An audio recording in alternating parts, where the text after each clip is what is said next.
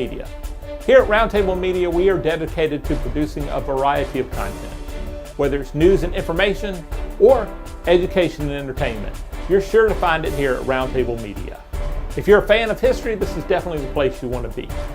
Visit historic locations with our History Across America series. We talk to people making a difference, and we visit some really cool locations in the process. Consider becoming a paid subscriber for as little as $8 a month or $129 a year.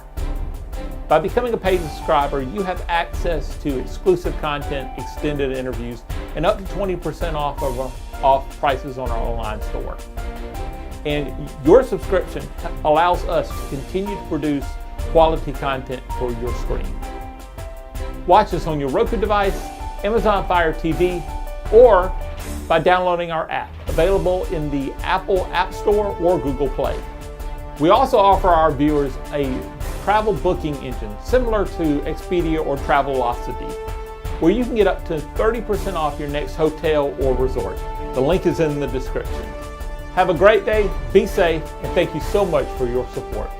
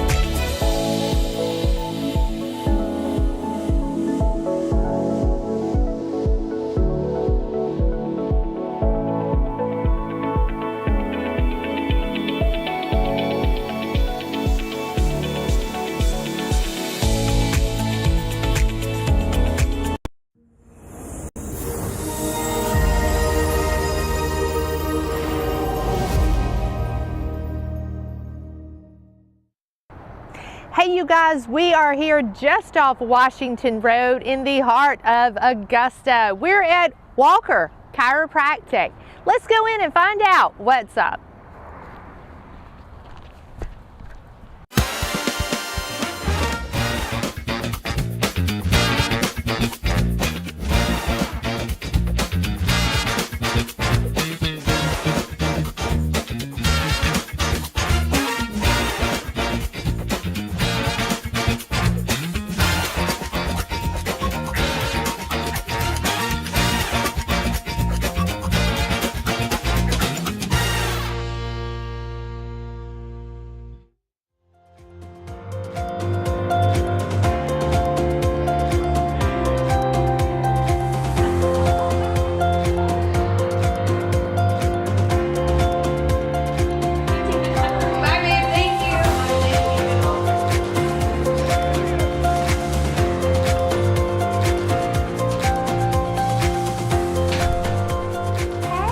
Tina, welcome to Walker Chiropractic. Nice to See you. Nice to finally put a face with the name. Yes. Well, welcome to our office. Yes. Our healing place. That's right. It's awesome. Yeah. It's so quiet in here right Well, now. it wasn't about 20 minutes ago. We saw quite a few people this morning, so Yeah. I got to reconnect them. Let me give you a tour of the office. Awesome. All right, so of course this is our wonderful waiting area, Yes. which really, to be honest, does not get used very much. Yeah, Because that's we a do good not, sign. Well, we don't like to waste people's time because Sure. how chiropractic works is time and repetition. God only gives us so much time. So this is that. our report room. Okay. This is where we go over people's x-rays. Okay. Because every one of our patients, we take films. Okay. We do not like to guess. So we want to see exactly structurally what's going on. So we know exactly what techniques. We use various techniques in this office that will get them better the fastest. Absolutely. So come in, do do films first. Well, we do digital range of motion. We do a Titron, which is a thermal imagery scan. Okay. These are all done in another room in the other side of the Sure. building is our new patient intake room. Okay. This is where they actually end up. So Okay. it's kind of like a circular thing. They come through around. Sure. And then they'll get their films back there, and this is where we educate them. Okay. Because we have found over the years that people really understand what their problem is. They will follow our instructions, which means that they will get the results that they want, which means they'll heal That's right. and not just get out of pain. So is this something that you have an assistant walk them through? We do. I have an amazing Sure. staff that allows us to serve the amount of people that we do. That's right. Because each one of my girls, whether has a job, to allow our systems to work. Awesome. So we have a girl, Stacy, who's basically our new patient manager. Sure. That is your first intake, the first person that they see, and she's got a big, wonderful smile, and she's got a golden heart. She's also our X-ray tech. Awesome. So. Well, that makes it good. Yes. So she gets to do it and then tell them Yes, what and she she's been sees. with us for almost 5 years. So. Awesome. Yeah. That is great. Okay. Well, here we are. The preservation of health, easier than the cure of disease. It is. Absolutely. Easy. It's why we brush our teeth, right? So we don't want false teeth. Right. I want to make sure you can't get a new spine. That's right. Simple as that. Awesome. Okay.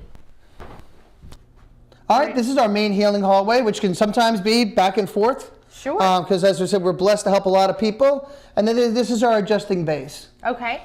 We have 4 regular adjustment rooms and a family room.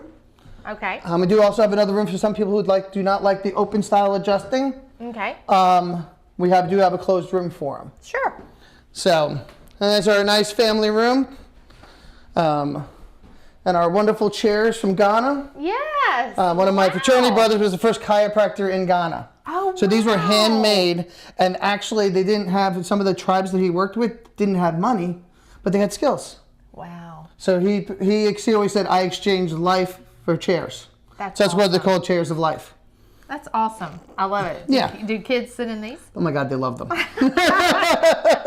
They love them. They absolutely, absolutely love them. I've actually found out that my fraternity has one left over that's still apparently at the house, and I'm going to try to see if I can grab it, because we just had a family that just adopted another child that was a very crazy situation, Sure. and they've been fighting hard, and that's like her favorite chair. Awesome. And to watch her go from this person to this person over the last year, yeah. That's great. That's awesome. How special. All right. And this is probably one of my favorite walls in our office. As you see, as we've been walking through, we have lots of quotes. Uh-huh. Uncle Sid is actually Dr. Sid Williams, who started the school I went to. I personally got to know him a lot. Okay. That's why I refer to him as Uncle Sid.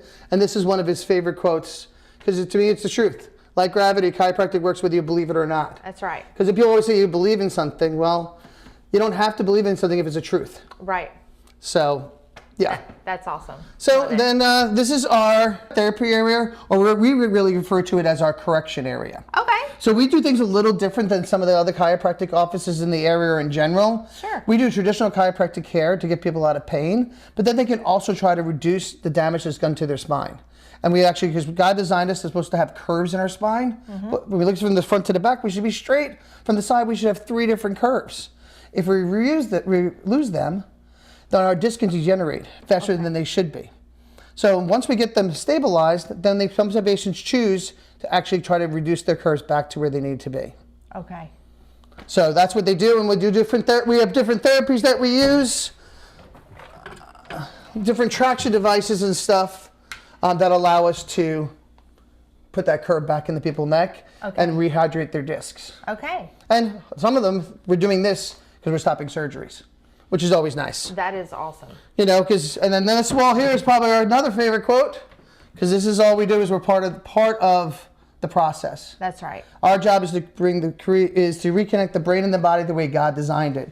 So we got the greatest healer inside of us. That's right. It's my job just to be that bridge. Okay, so got a little kitchen. Gotta Yes. have that.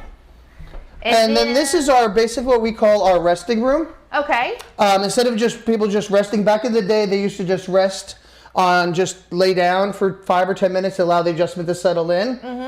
So we use interstitial traction beds or roller beds, and they basically just gently massage the side of the spine to allow the adjustment to settle.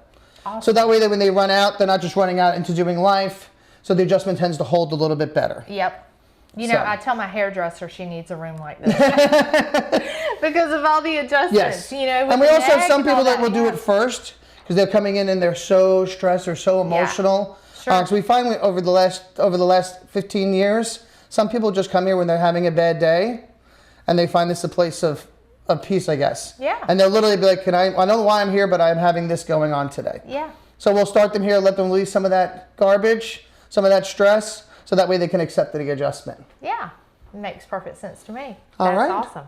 So, and then actually behind the door, I know our building's kind of funny shaped because luckily this used to be our extra room and another room. And we've grown so many times over this year, we had to reconfigure this building Sure. twice already. Okay. So, and then this is one of my other favorite quotes, because most people throw this at it in this world. They throw potion, lotions, and pills, drugs, at a structural issue. Right. And you can't fix structural with chemical. Nope. And that's one of my good friend Dean Sotilli, who practices in New Jersey, said it at one of our seminars. And it just stuck with me and stuck with me and stuck with me. And finally I had to put it on the wall and was like, couldn't get it out of my brain. Yeah. Yeah, Well, because it's true. it's true. And I think a lot of people over the past 4 years especially are realizing that. Yes. And I think today's day and age, we're realizing that there's better ways, that we're becoming a sicker and sicker society, and that something has to change. Yeah.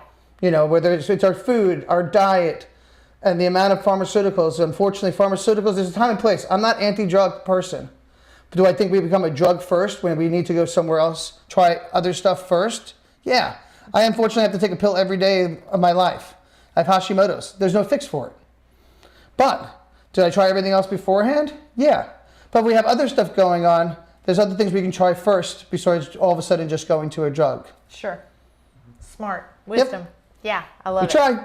I love it. Okay. Which way are we going? All right, we're going to go back through here. So this is where our journey starts. As I said earlier, we take x-rays on every single patient. Okay. As I see, I don't like to guess. No. And just like your dentist, you walk into your dentist, they take x-rays of your teeth, right? So they can see what's lying underneath. Right. Well, I don't have x-ray vision, so I got to do the same thing so I can see what's going on with your spine. Sure. And believe it or not, people forget that they've had surgeries. We have at least once a month that people forget to tell us, and usually people that don't want us to take films. And we take a picture and go, hey, when did you have the cervical fusion?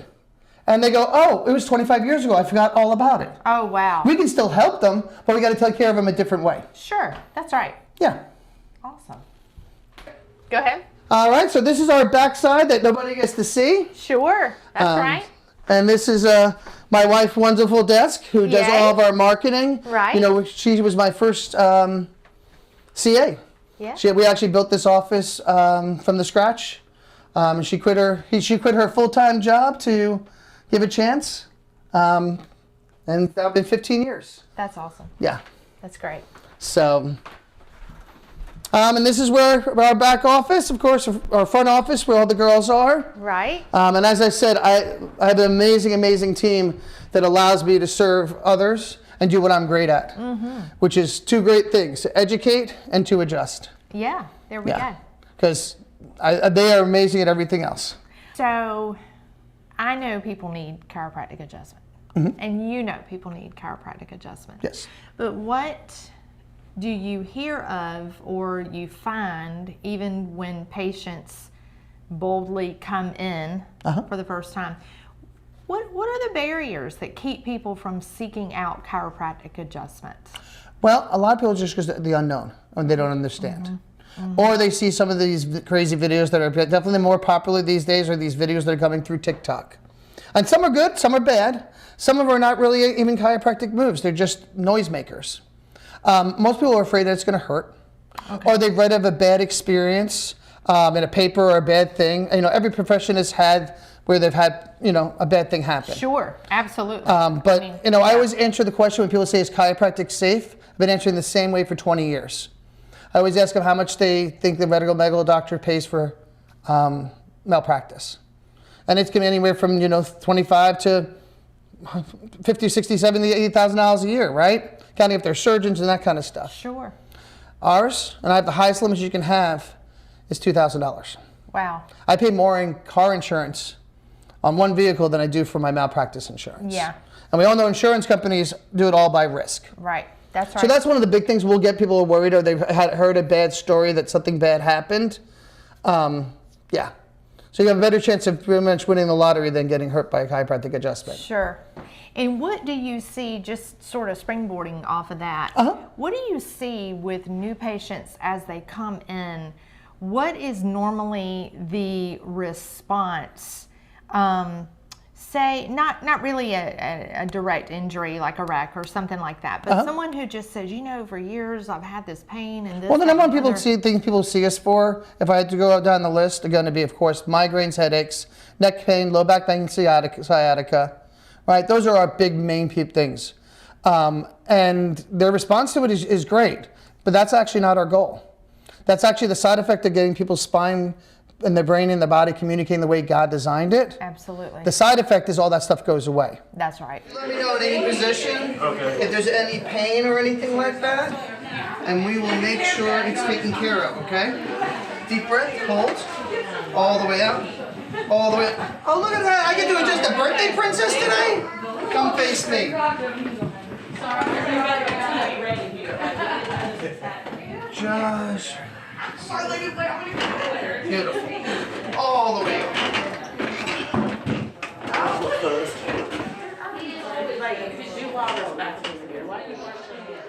The really cool part is when people come in, when they'll be coming in as for neck pain or for low back pain, whatever brought them in, right? Whatever their red flag was. Right. That's it. Right? The next thing you know, 4, 5, 6 weeks later, they're talking about, hey, doc, you remember you told me that the body, that we have got the greatest healer? Do you know A, B, and C that I've been dealing with? That my ulcerative colitis has been getting better. Yeah. You know what I mean? My blood pressure has come down. Right. I mean, the list goes on and on and on. My sinuses are clear. I'm taking less sinus medication, even though it's raining. We're about to be there. Right. Right. The yellow rain is coming. Right. Yeah. So that we see that a lot.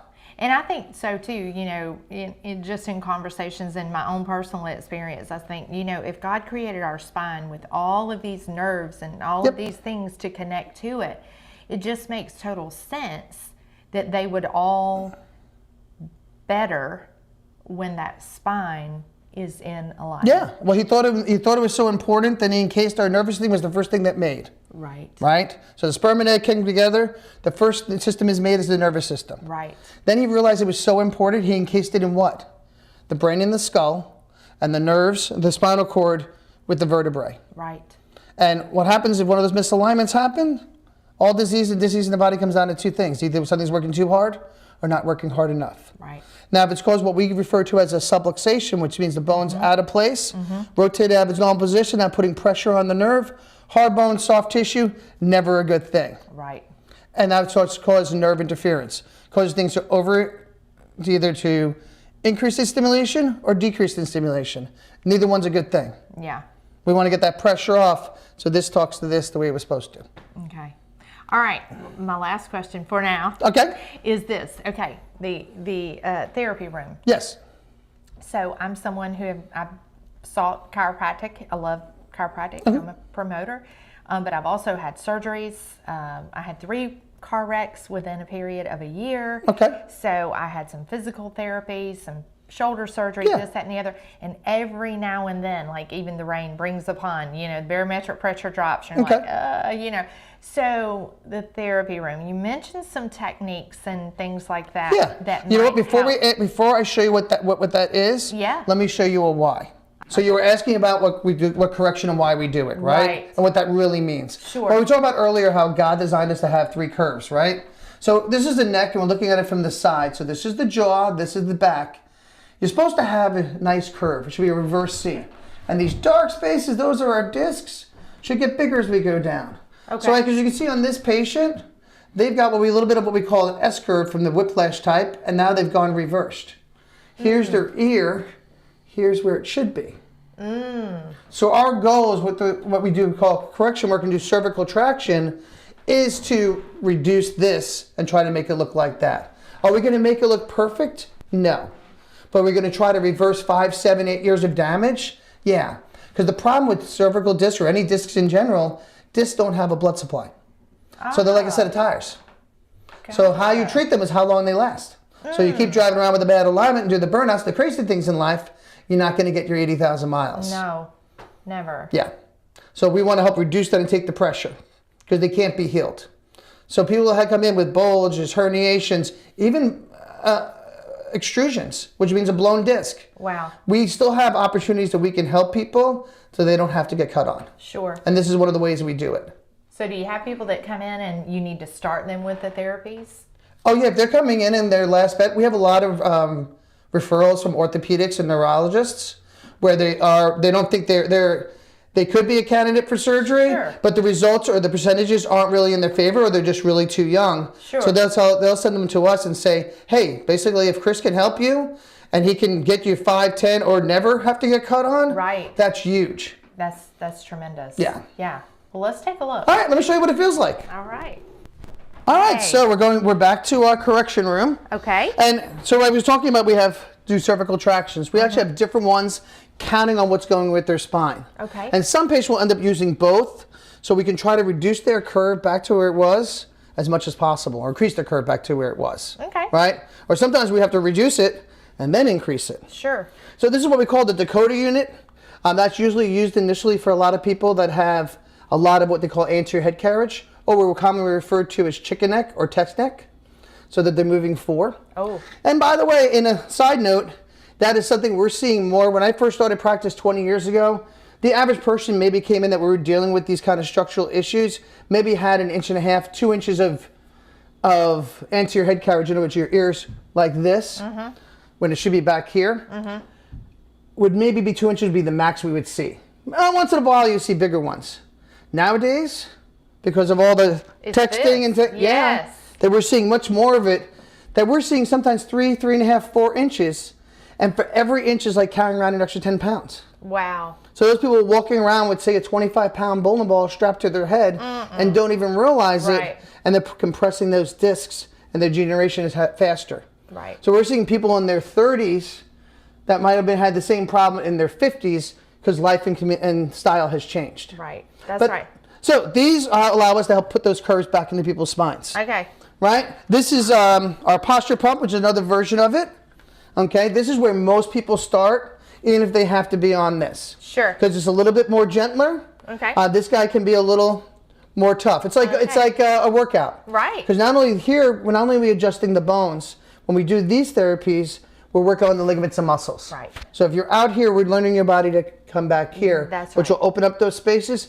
Also will help relieve pressure off the brainstem, which helps the I body need functioning pressure better. off my brain. All right, so you're just going to lay on your back. Okay. Do I need to take my shoes off? Nope, Okay. not at all. And you're going to slide back. Good. You gonna wash my hair too? And the strap goes on. Good. And then we actually put the patient in control. So you're going to have this little handhold device, Okay. and it's going to pump. And you're going to slowly pump it up, and as we tell them, it should be slightly uncomfortable, but it shouldn't hurt. Because just like a workout, right? If you're not sore after a workout, you probably haven't done anything. Right. And we want to make changes. Oh. I might be an overachiever. Feels different, doesn't it? It does. You can feel this is a two-way traction. Feeling a little stretching. See? Yep. Okay, what do you think? You take a look and see. No, it's really something I can't see inside. You got to Okay. feel. As I said, slightly uncomfortable. Okay, I think I'm slightly Uncomfortable. And then when people lay on that from anywhere, we start them at 3 minutes and they go up to about 10 to 12, counting on their thing, what's going on with them. And when we also have different versions of that, counting whether they have long neck or short necks. And that will allow us, one, to help work the curve back in. At the same time, it decompresses the disc, allowing some of that pressure to create some negative pressure and try to bring some of that back in. I already feel it. Yeah. Sometimes when people have disc issues, they get on there. And it's funny because the people will say they will never, oh my God, I hate this thing. And 2 weeks later, they're snoring on it. Because Yeah. they finally have that pressure off, Right. that pain is gone. Right. Yeah. Feels different, doesn't it? It Good. does. And then we tell people it's either choice. They can deflate it when they're done with the timers goes off. The girls will come over, put them, and then you just decompress.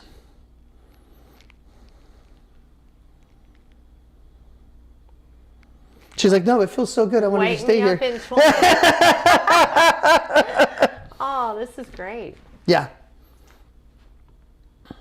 No, lots and lots of people. I love when I walk over and I'll walk past and somebody will be snoring. And usually, it's always the person that like bought us wanting to do. They wanted to do it, but they didn't like the way we have to do it to get the results that they want. Right. Yeah.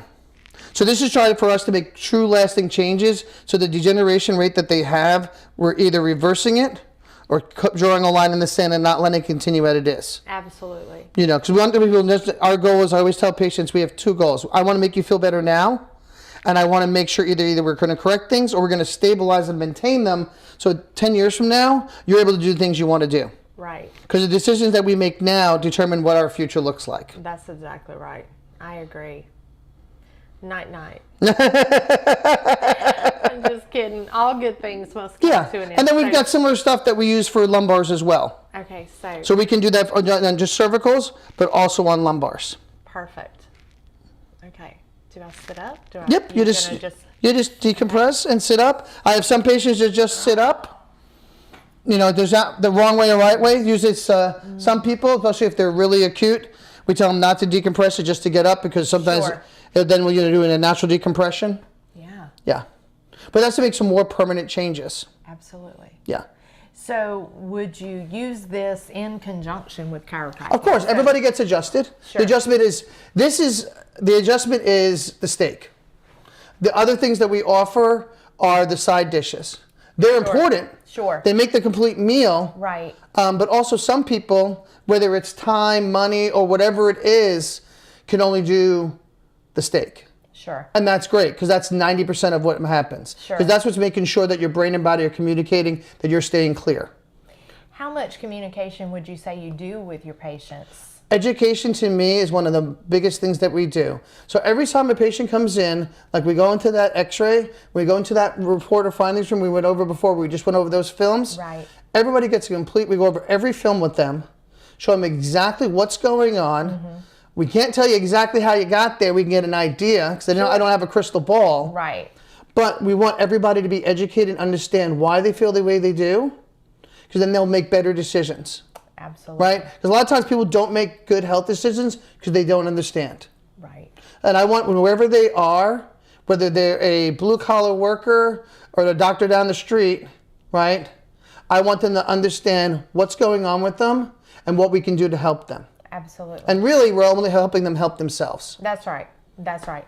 And I just feel like from all that you're saying, I mean, that needed assistance can change. Yes. I mean, it changed. It's yeah. based on, you know. Well, I mean, just today alone, also counts who's coming in the office that day. That's right. Right? So today, the youngest patient we had here was 3 weeks. Oh, wow.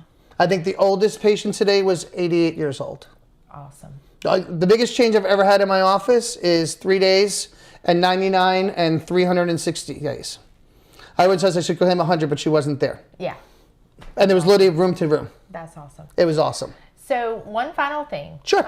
What have we not covered that you would want people to know, either specifically about chiropractic or more personally about you and your office? I know there are great chiropractors. Well, I guess there'd be two things. Okay. And I guess it also goes to the question you asked me earlier, that people think that you need to have some kind of symptom to see a chiropractor.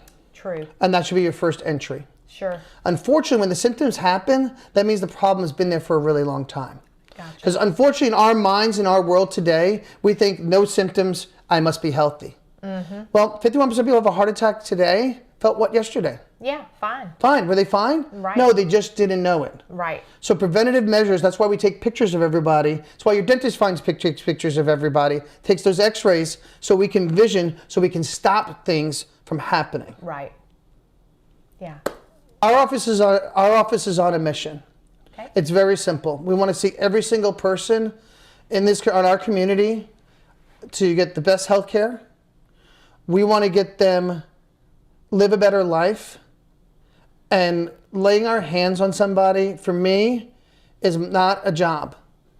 I haven't worked in 20 years. Serving is not working, and I believe that God made me to lay my hands on people to remove that subluxation so that brain and body can communicate the way God designed it, and then He takes over. That's right. That is the base of our office. Yes, we are very scientific. We are very educational. We are cutting edge. We always stay up to date with what's going on. Sure. But at the beginning, the fundamental, that's where we are. That's awesome. Well, I love that. Thank you You're welcome. for having us come in today. And thanks for being here. Yes. I know you both have a lot of knowledge about chiropractic. Hopefully we expanded that. Yes. Or because things are different these days, and right. we all look at it as like we talked about.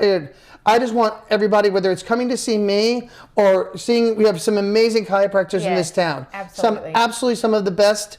And if it's not me and my crazy personality, as you can tell, I'm a little loud, great. Go see some of the guys down the street that are quieter, or the girls. I just want to see people in our community get healthier, and I believe chiropractic is one of the foundations of that for all of us. That's right, and I'm in agreement. Thank you so Thank you for having me. for having us. It's so awesome. But I'm glad you did. Thank you. Thank you.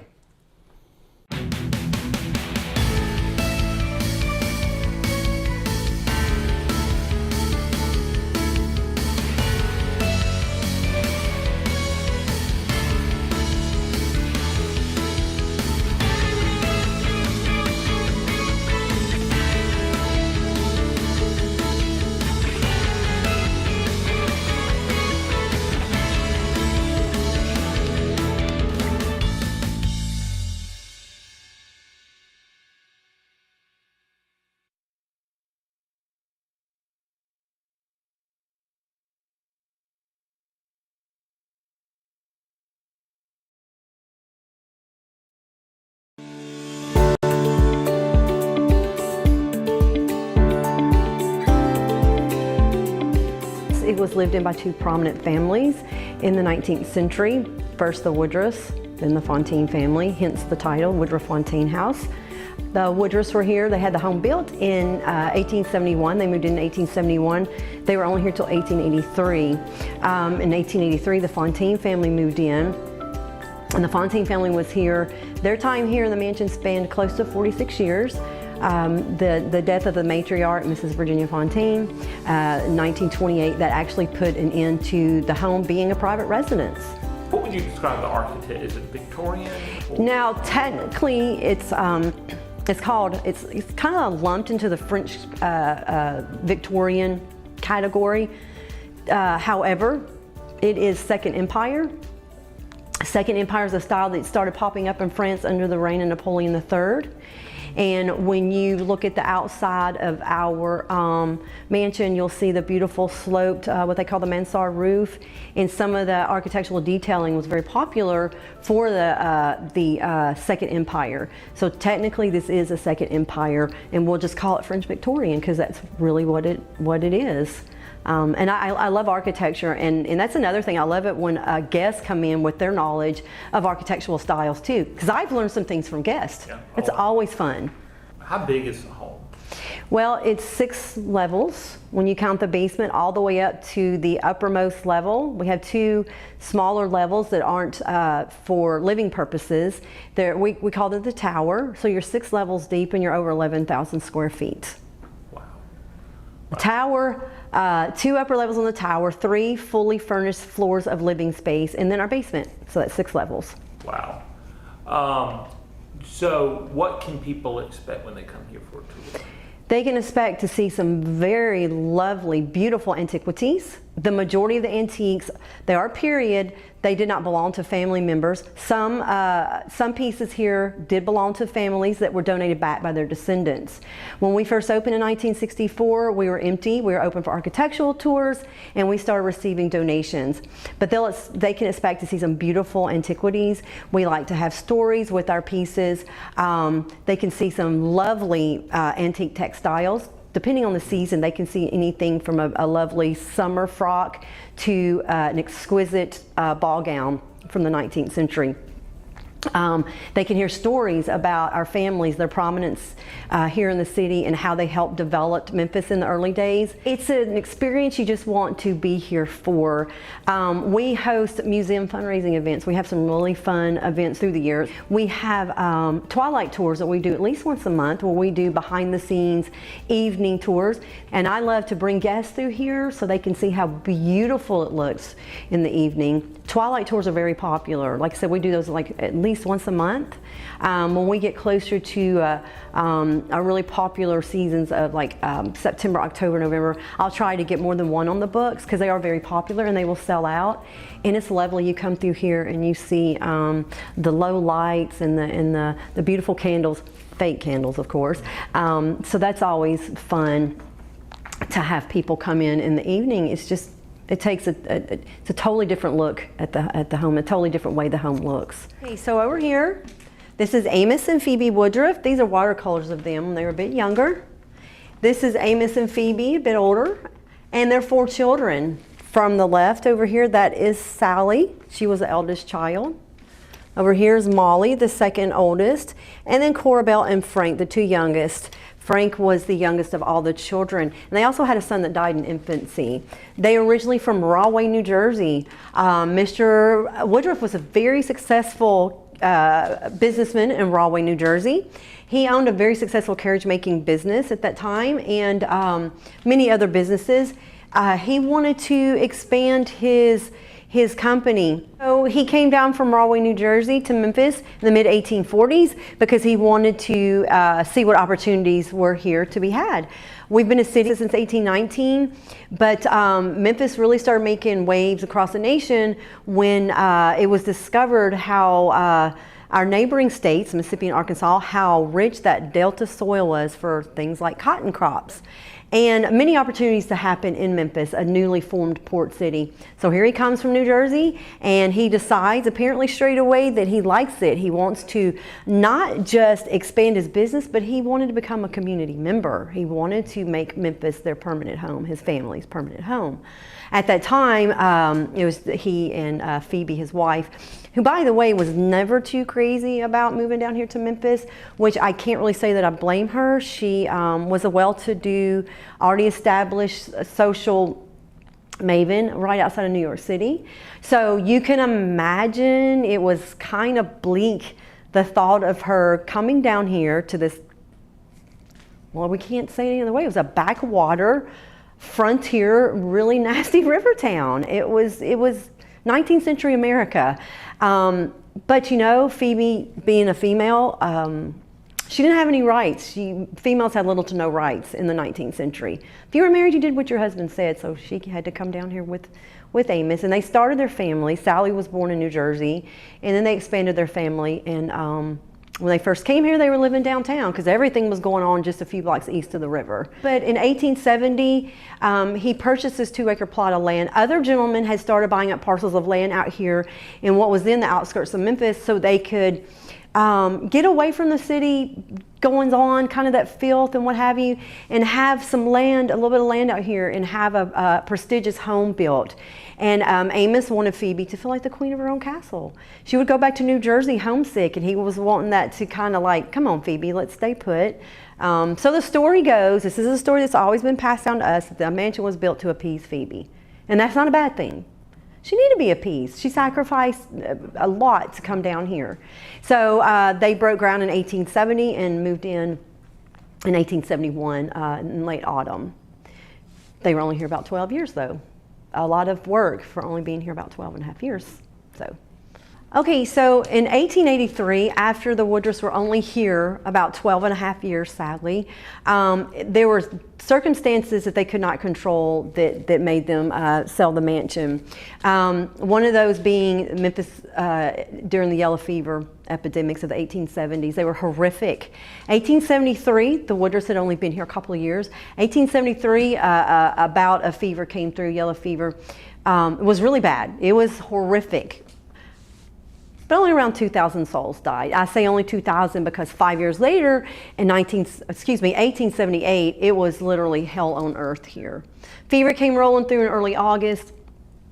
And it did not let up until the first hard frost at the end of October.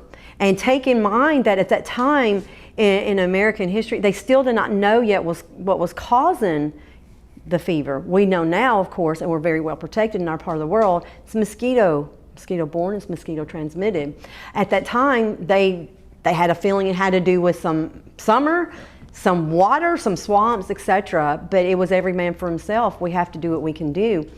But there was no, at that time, there weren't like really strict sanitary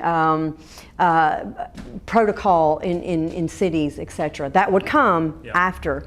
But anyway, so Mr. Woodruff, like many businessmen here at that time after 1878, Memphis was left like a ghost town. We were just under 50,000 in early 1878. Memphis was to be the New York City of the South. We were growing so fast. We were just leaps and bounds. We were producing more millionaires at that time in the country than any other place in the United States, and we were bound for glory. However, once that fever set upon us in 1878, it was, like I said, hell on earth. After the hard frost in October, when the dust settled, as they say, and the air cleared, we were down to possibly around 7,000 to 9,000 people. There was a mass exodus in the early days of the fever. If you weren't dying from it, you were running from it.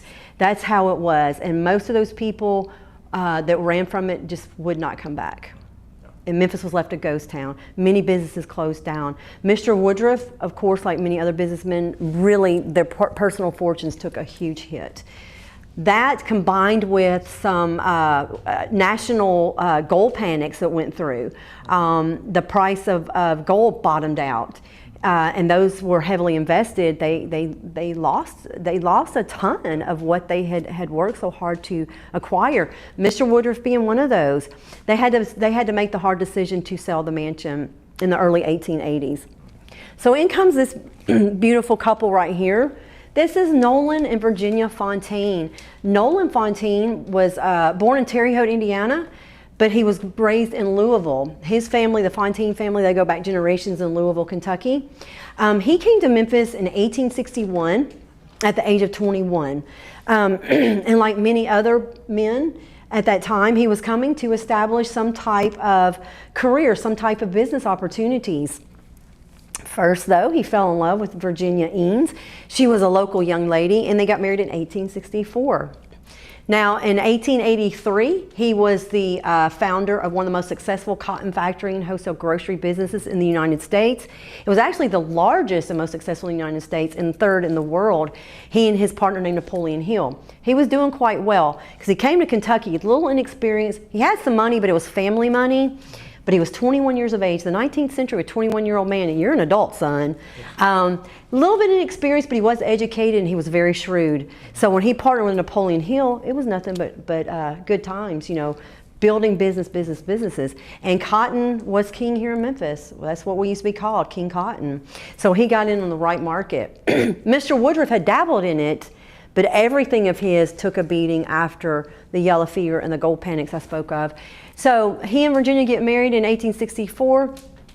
In early 1883, he is really just getting to the top of his game, and his family is growing, and he knows that Mr. Woodruff is needing to sell the home on Adams Avenue.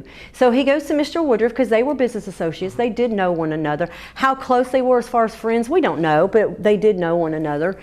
But Mr. Fontaine also knew there was pride at stake. He couldn't just go up to Mr. Woodruff and say, Amos, I hear you broke.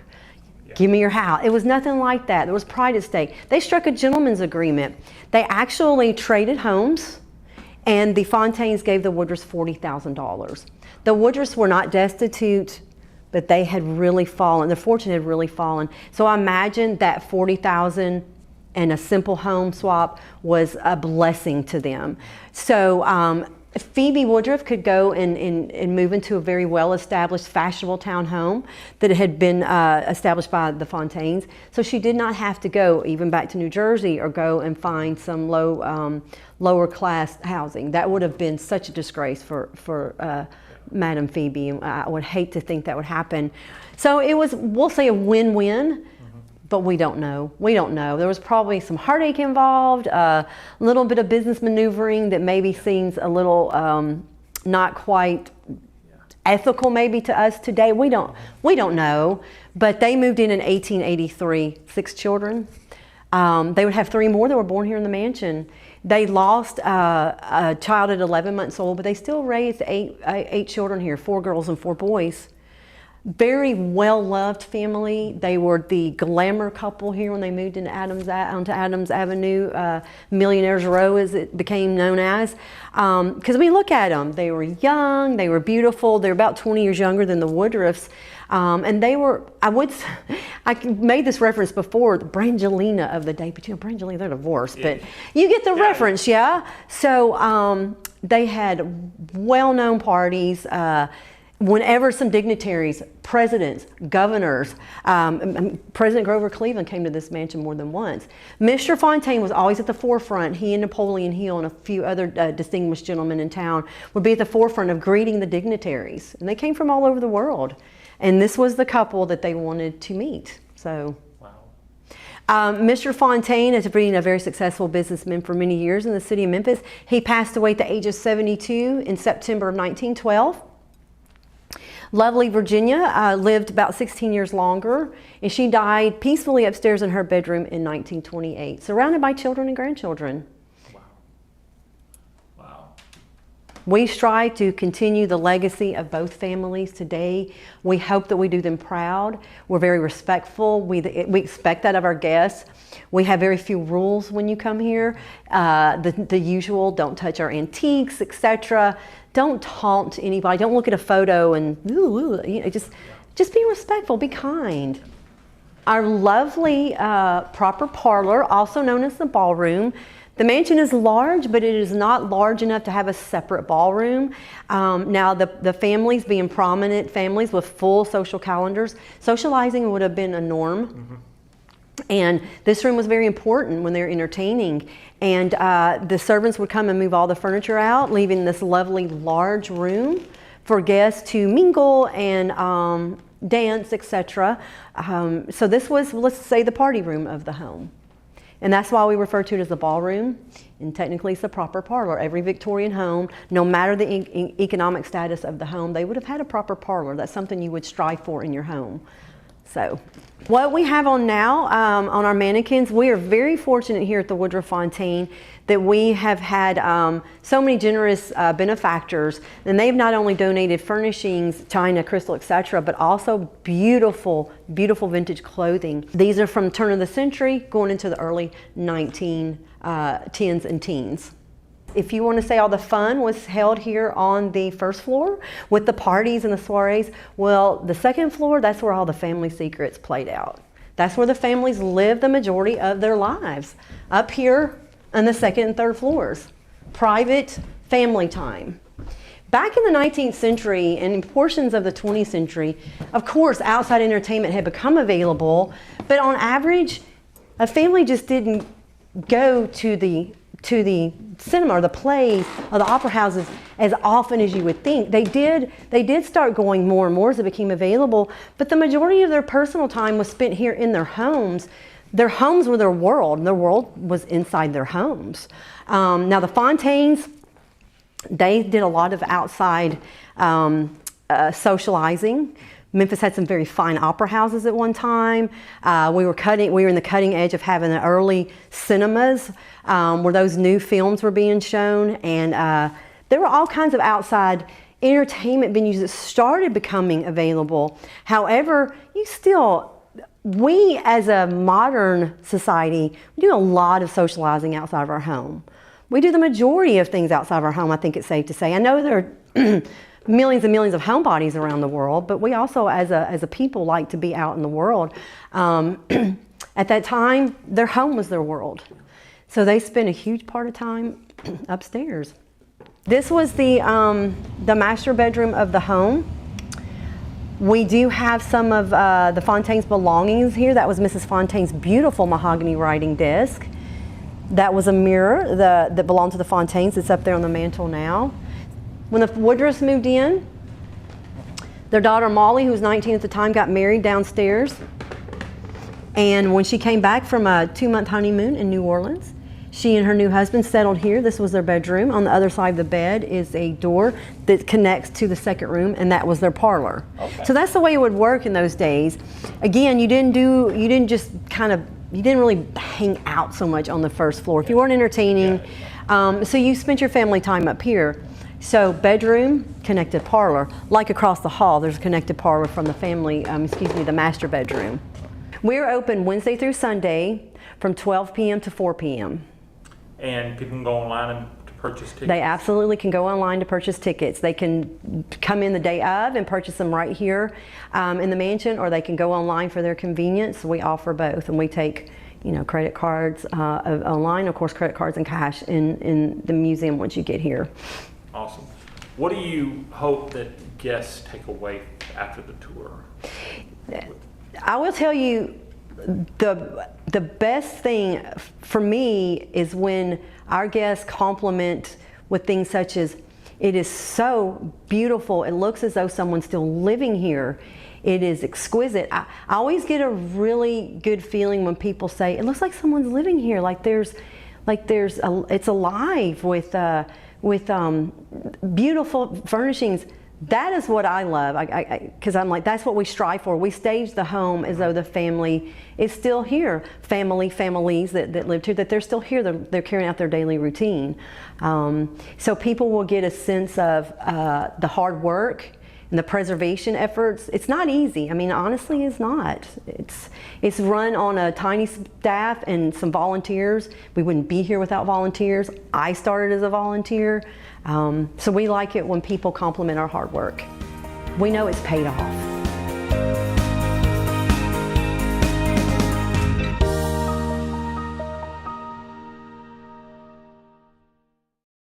Introducing the ZenBody line of products now available for purchase on our website. ZenBean Infrared Brew is a one-of-a-kind nootropic coffee, expertly infrared roasted for a smooth, rich flavor. This premium blend goes beyond regular coffee by incorporating ingredients that naturally boost mood, energy, and focus. Also available in pods. Get your day started with Slim Brew Superfood Coffee, packed with powerful antioxidants and metabolism-boosting ingredients to support weight management, and it tastes like chocolate. Try their protein shake packed with 20 grams of protein, available in 4 delicious flavors. Become a subscriber for up to 20% off our online price. Simply go to our website to order.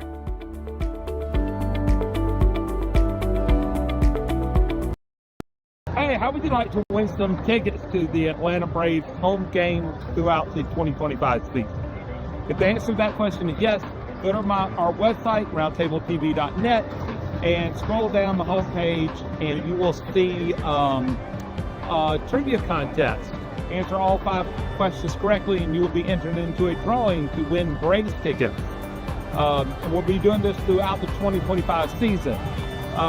So you can also purchase tickets on our website as well for select Atlanta Braves home games. So look forward to giving away tickets this year, and go Braves.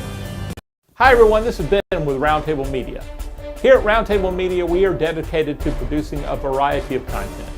Whether it's news and information or education and entertainment, you're sure to find it here at Roundtable Media. If you're a fan of history, this is definitely the place you want to be.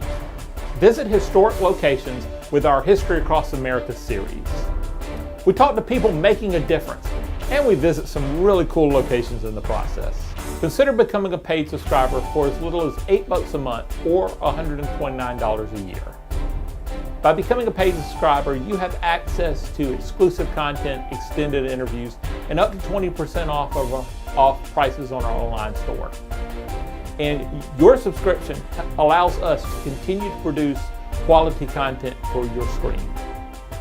Watch us on your Roku device, Amazon Fire TV, or by downloading our app, available in the Apple App Store or Google Play. We also offer our viewers a travel booking engine similar to Expedia or Travelocity, where you can get up to 30% off your next hotel or resort. The link is in the description. Have a great day, be safe, and thank you so much for your support.